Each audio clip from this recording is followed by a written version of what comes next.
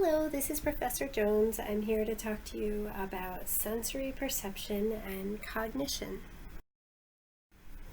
The objectives of this learning activity are that you will be able to describe the basic physiology of sensory functioning, identify factors influencing sensory stimulation, describe the different types of sensory alterations, apply essential aspects of assessing a person's sensory perception and cognition, and utilize the nursing process to plan and deliver care for patients with sensory and cognitive alterations. You should also be able to describe examples of nursing diagnoses related to sensory perception and cognition, identify appropriate interventions to prevent various problems and or maintain optimal sensory perception and cognition, and list the outcome criteria to evaluate the person's responses to interventions implemented. So, for a person to have a sensory experience, 4 conditions have to be met. A stimulus is needed, and it must be capable of initiating a response. A receptor or sense organ must receive the stimulus and convert it into a nerve impulse. This nerve impulse must then be conducted along a nerve pathway from the receptor or sense organ to the brain, and a particular area in the brain must receive and translate the impulse into a sensation. For normal sensation to occur, you have to have reception, perception, and reaction. These are the 3 components of any sensory experience. Reception is the process of receiving data about either an internal or external environment through the senses. It begins with the stimulation of a receptor cell, which is a nerve cell.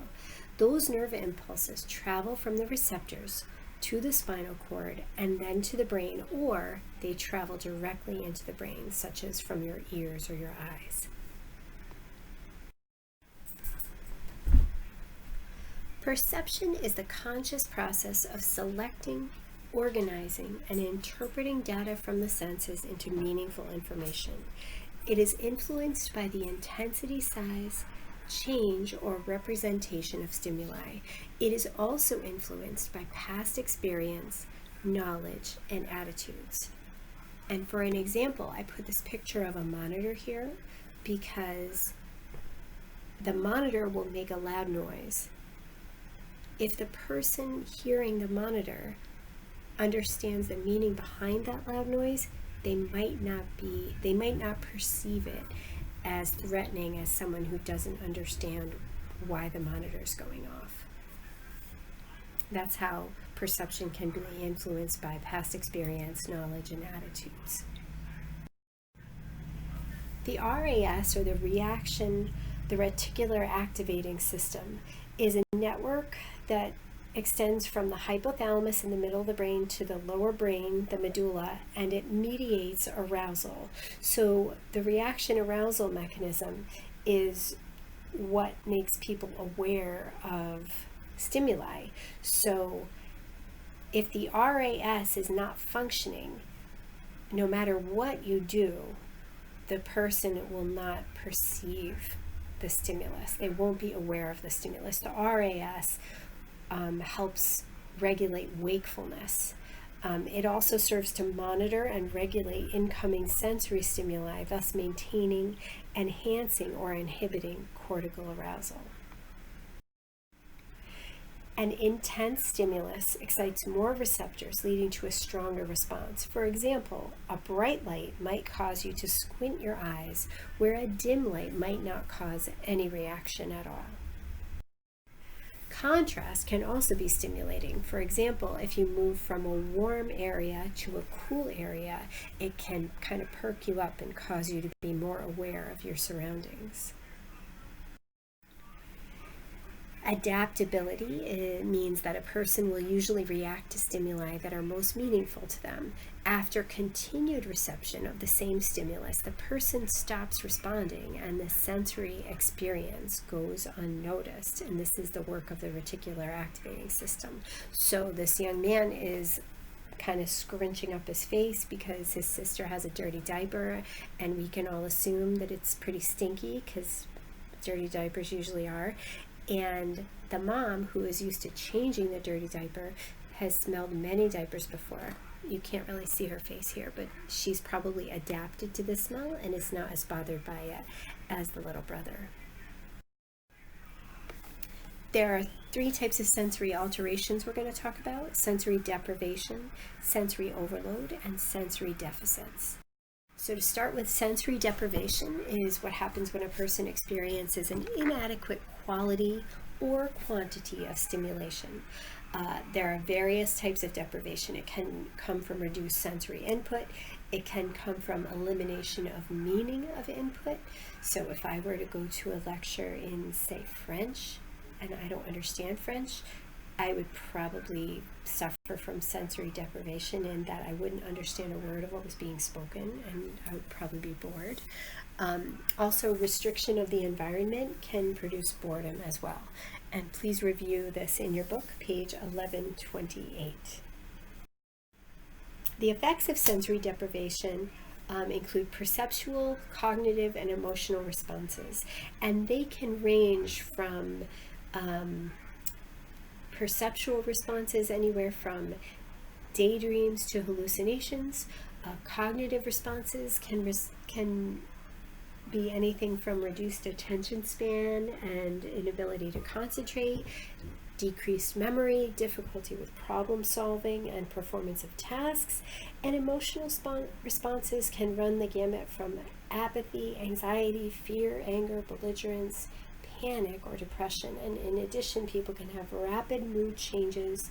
They can suffer visual impairment, hearing loss, and reduced cognitive skills. Sensory deprivation can be dangerous for people for prolonged periods of time. We weren't meant to live without sensory input. Sensory overload is what happens when a person receives multiple sensory stimuli, which prevent the brain from appropriately responding or ignoring some stimuli. Overload prevents meaningful response because the person can't perceive the environment in a way that makes sense. It causes a state similar to that produced by sensory deprivation. And please review this in your Trees and Wilkinson book, page 1138. Sensory deficits are a deficit in the normal function of sensory reception and perception, like this little rabbit here is wearing glasses because they have some vision loss. The person might not be able to receive certain stimuli, or the stimuli might become distorted. And it's important to note when you're assessing patients that a sudden loss of a sense of any sense is always more alarming than a gradual loss. We often think, patients' vision might get worse every year. That's why you typically have an eye exam every year. But if you wake up one morning and you can't see, that sudden loss is cause for alarm. That's something that would require immediate assessment. So what factors affect sensory function? Your age or developmental stage. I know my younger children love TikTok, and I can watch it for about 10 minutes and then it starts to drive me crazy because of the rapid switch between videos and the loud soundtracks people use. And that's probably just because I'm a Gen Xer and I kind of like things a little chiller than that. And you can look at a person's age and developmental stage, and we all make assumptions which are never good, but it can help when you're trying to care for someone. I probably wouldn't go into my elderly patient's room and put on some hip hop unless I knew that that was what they liked and what they like to listen to. So, be cognizant of your patient's age and developmental stage, as well as their culture, because cultural differences, especially when a patient is sick, can make a big difference. I know families that I've cared for, who wouldn't eat any food that the hospital prepared. As soon as their family brings in something that's familiar to them, their appetite perks up and they feel much better, having some culturally familiar food. Stress can make a big difference in your sensory function. When I'm stressed out, I have a hard time retaining information. It's important that we take care of ourselves as nurses, as nursing students, because it will actually help us be better. Any medications that your patients might take can affect their sensory function. We'll talk about that in a little bit. Illness, especially someone who's acutely ill, is going to affect the patient's ability to take in and make sense of sensory input, and a person's lifestyle and personality, and we'll talk about that as well. So newborns, when you talk about age and developmental stage, they have very immature nerve pathways, and they can't discriminate among sensory stimuli, so they need good stimulation for development of those neural pathways. And that's why newborns, it's important to cuddle them. They benefit from infant massage to stimulate that sensory system, and also they benefit from toys with bright colors and bright patterns to help them develop those neural pathways. After age 40, people often develop presbyopia and need reading glasses, as well as normal hearing deficits can happen due to the aging process. That's called presbycusis, and that starts after age 30. Older adults will experience a decline in sensory function that begins in the middle adult years. For example, tactile changes, including sensitivity to temperature. However, a decrease in one sense might sharpen the function of another sense, and you can check this out in your TREES book, box 31-2 and 31-3 on pages 1130 and 1132. Please look at those. Culturally competent nursing care requires an understanding of cultural response to sensory needs and disturbances. For example, the amount of touching one culture experiences might be different than another. The frequency and severity of glaucoma is higher in African Americans compared to Caucasians, and the incidence of hearing impairment is greater in Caucasians compared to African Americans and Asian Americans. Stress and inability to cope can lead to isolation, depression, and sensory deprivation. Increased stimulation may be sought to maintain cortical arousal in periods of low sensory stimulation. An agitated client can misinterpret sensory stimulation because of hypersensitive sensory stimulation, for example, touch. So if you are caring for a patient with dementia, for example, and you're going to give them a bath or even wash their face, you want to make sure that you approach them very slowly, that you use gentle, soothing voice, and that you always explain to them what you're going to do, and go gently when you start to wash them up, because they can be really sensitive to any kind of touch. And stress can also lead to sensory deprivation or overload. Some medications your patients take are ototoxic and can permanently damage the auditory nerve. Some examples are strep, gent, aspirin, and Lasix. Other medications can irritate the optic nerve, such as chloramphenicol, and narcotics, analgesics, sedatives, and antidepressants can alter perception of stimuli and change your patient's level of consciousness. I'm thinking like morphine, Demerol, Ativan, and Pamelor. These can change your patient's level of consciousness for sure. And some medications can alter taste, such as captopril. Certain diseases can cause vascular changes affecting blood flow to areas which will affect the function of sensory organs. Diabetes absolutely can cause visual deficits and peripheral sensory losses. A lot of patients with diabetes have neuropathy, and stroke can cause a speech impairment. It can cause many different deficits, including a sensory deficit, depending on the area of injury in stroke. Lifestyle influences the quality and quantity of stimulation to which an individual is accustomed. So certainly somebody who lives in New York City, who's used to going out every day and walking miles and being exposed to all the noise and the traffic, is going to be accustomed to all that noise. I have a friend who lived in Manhattan, and she used to call me when she was back in Western Mass, and she'd be like, how do you sleep out here? It's so quiet. She was used to the traffic noise and the noise in her neighborhood, and You know, everybody's personality is different, and some people may need more or less stimulation for them to be comfortable. So we're going to move to talking about the nursing process related to sensory perception and cognition. And you know the initials for the nursing process, ADPI, and there's a beautiful picture of pie here, which is making me hungry. So when you start off doing your assessment, you take a nursing history, you make sure that their sensory functioning is appropriate. So you're going to ask questions about their senses. You're going to ask about assistive devices used. Do you have glasses? Do you have hearing aids? You know, do you have difficulty with your sense of smell?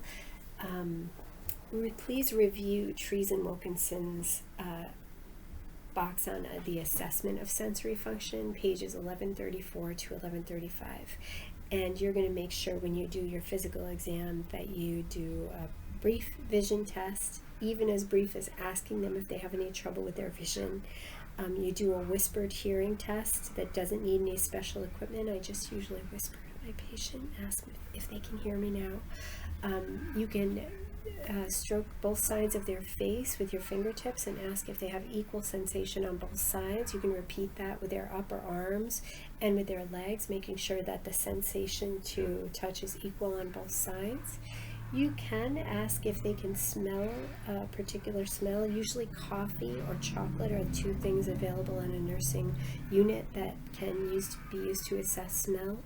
You can ask them about their sensation of taste. That's really going to be a subjective assessment, but you can also try and locate some sugar or some salt and see if they can discern, tell me what you taste now, and put some salt on their tongue and they'll say it tastes salty. As far as your kinesthetic exam, you can do like part of your neurologic exam, you can do like alternating finger to nose test to make sure that they have a good movement in space. You could do a Romberg test where they close their eyes and they have to stand straight, just to make sure that their kind of sensation of where they are in space is accurate. Oh, look at this. We just talked about all this stuff. Oh, you can use a ticking watch to assess hearing. That's a good one too. And you're going to make sure when you're assessing vision that part of your neurologic exam is a pupillary assessment. So you're going to take a pen light, you're going to shine it in your patient's eyes. You're going to make sure that the pupils are round, reactive, equal, and accommodating.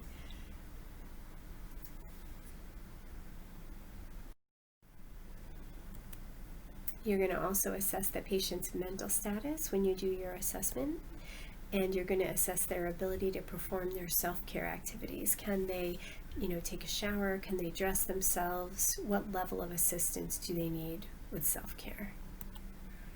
And you're going to also assess their safety in the environment. Do they, need a walker?